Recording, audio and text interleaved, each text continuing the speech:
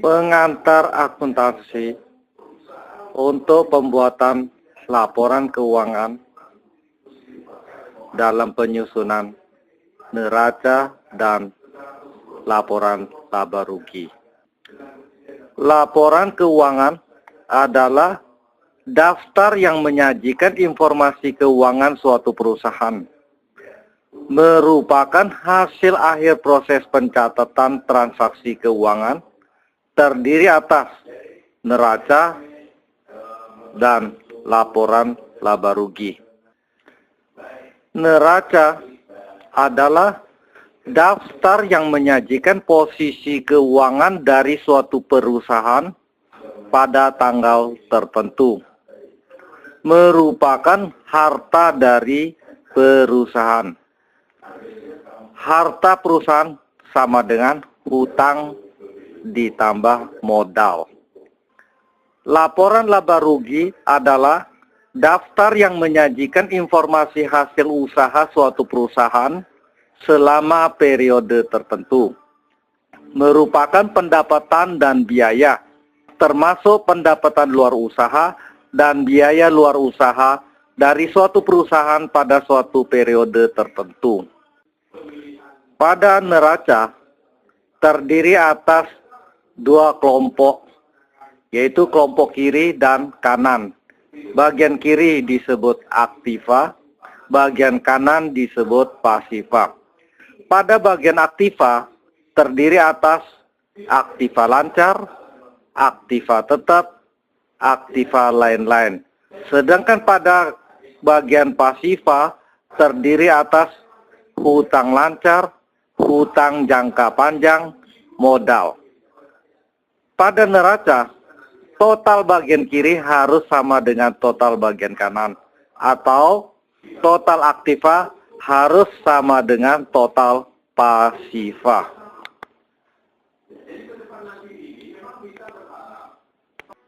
Aktiva lancar.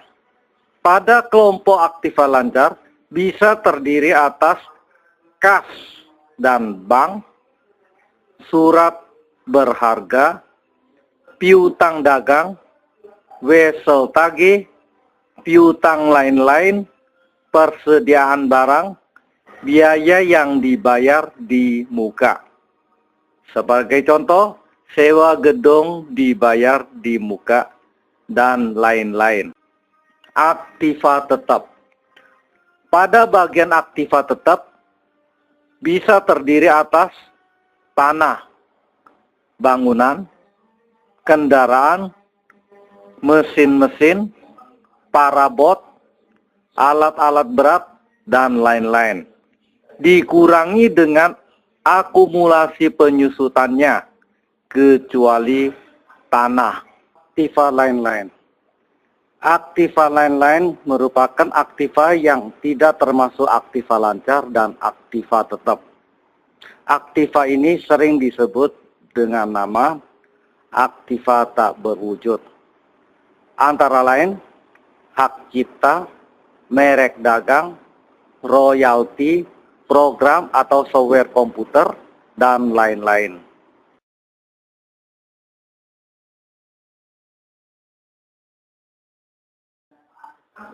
Hutang lancar.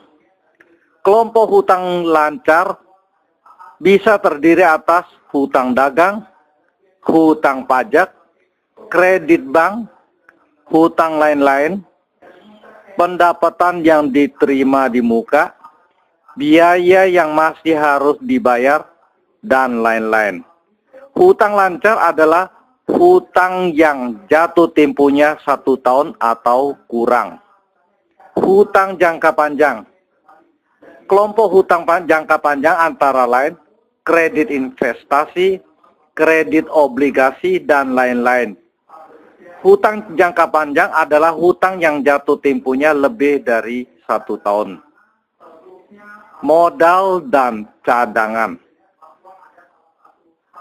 Terdiri dari modal pemilik, cadangan, saldo laba, dan lain-lain. Menyusun laporan keuangan. Untuk menyusun suatu laporan keuangan, harus menggunakan cara-cara penyusunan laporan keuangan yang benar. Berikut ini kita akan coba menyusun neraca dan laporan laba rugi yang sederhana dengan cara manual, step demi step. Tujuannya agar Anda bisa memahami konsep dasar pembuatan neraca dan laporan laba rugi. Menyusun neraca. Berikut ini adalah jurnal penempatan 100 juta sebagai modal pada kas. Jurnalnya, kas 100 juta pada modal 100 juta.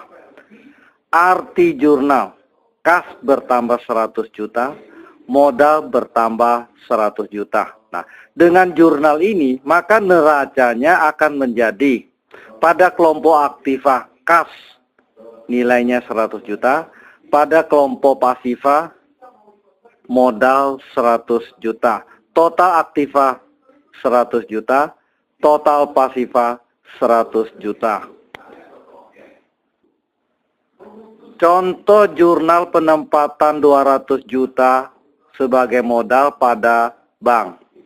Jurnalnya, bank 200 juta pada modal 200 juta.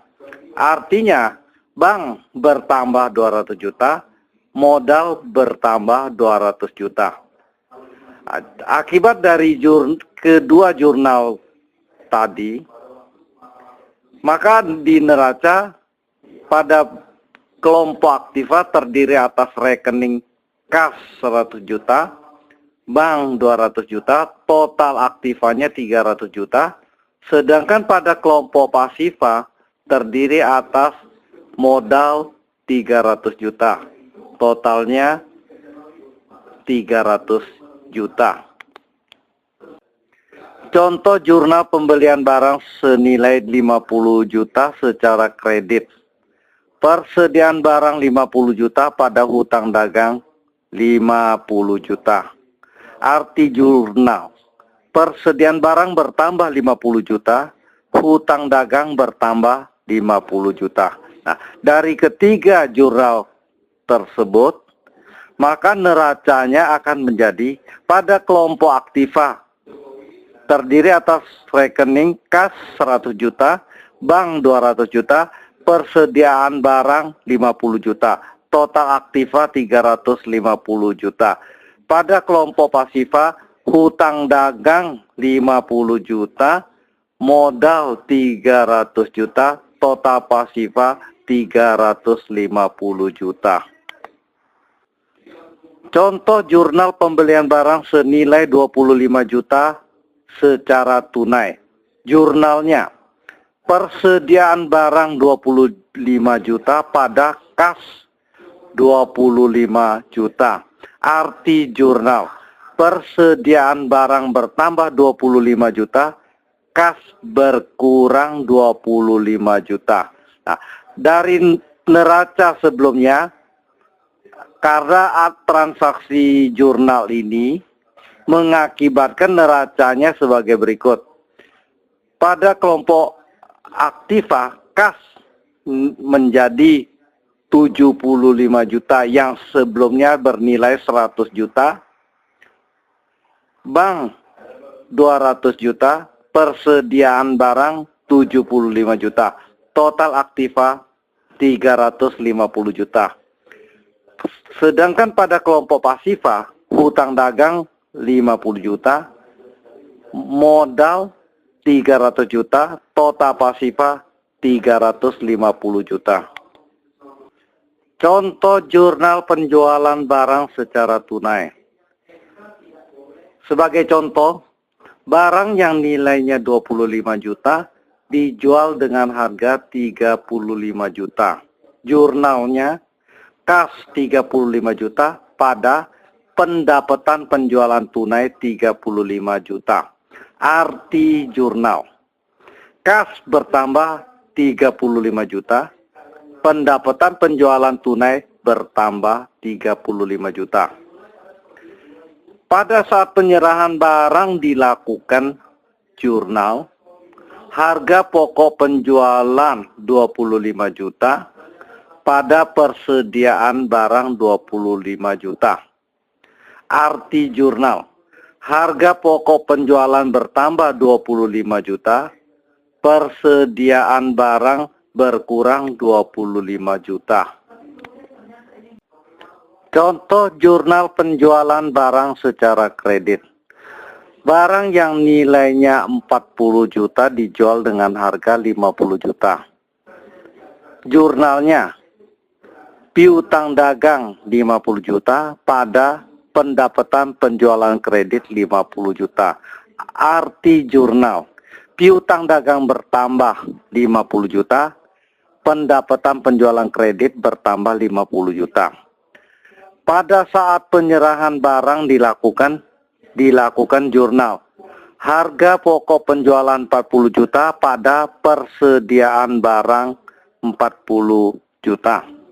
Arti jurnal, harga pokok penjualan bertambah 40 juta, persediaan barang berkurang 40 juta.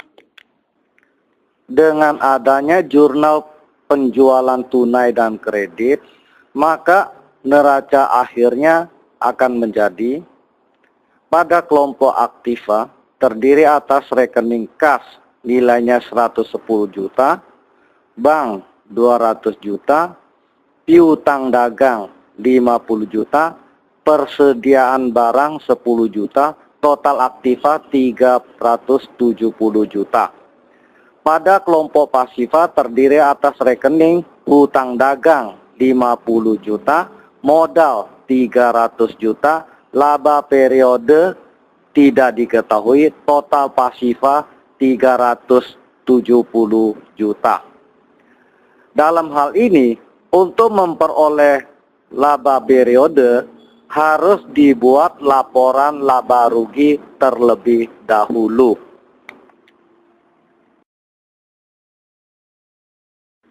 Dengan adanya transaksi penjualan tunai dan kredit, maka laporan laba rugi akan menjadi pendapatan penjualan tunai 35 juta, pendapatan penjualan kredit 50 juta, total pendapatan sama dengan 85 juta. Harga pokok penjualan adalah 65 juta, ditulis di dalam kurung yang artinya negatif. Jadi total harga pokok penjualan adalah 65 juta. Laba bruto adalah 85 juta dikurangi 65 juta sama dengan 20 juta. Nilai 20 juta ini adalah laba rugi periode. Nilai ini dimasukkan ke dalam neraca yang dibuat tadi.